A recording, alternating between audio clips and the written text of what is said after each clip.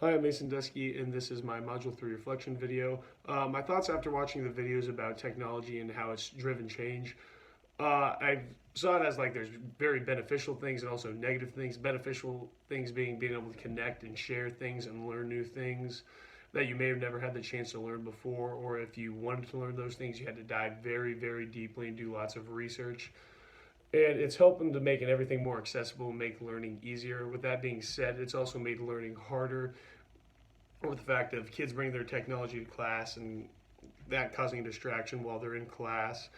and then just not being able to focus as much. And I thought like those were the primary messages that also came from the two videos we watched. The one being about the internet and how it's changed and how it's gotten bigger and like this connects more people than it ever has before. But it also part of that was how technology affects kids, like how they spend their time, how that affects their interactions with teachers. Like the one girl held up the sign that only 18% of her teachers know her name, and that could cause problems because like if the teacher isn't willing to connect with a student like on a, somewhat of a good basis, and all they are to is a number or name to them,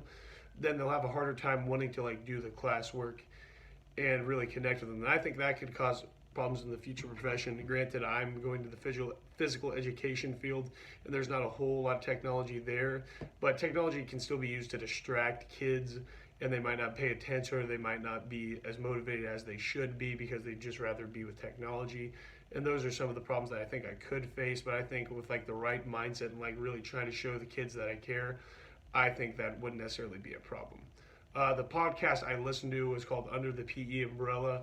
and it's a podcast that just gives advice to new PE teachers, young PE teachers, on understanding the curriculum that they're teaching the kids, making sure the kids like understand it and can remember it, and making sure that we're like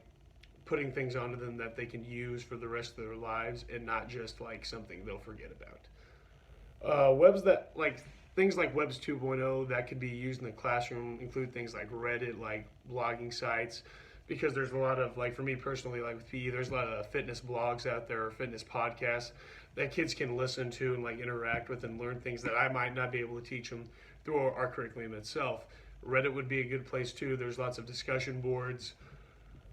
where like kids can talk about and learn about fitness and like different things such as like weightlifting, diet, nutrition, and they can find all that using the Web 2.0 sites.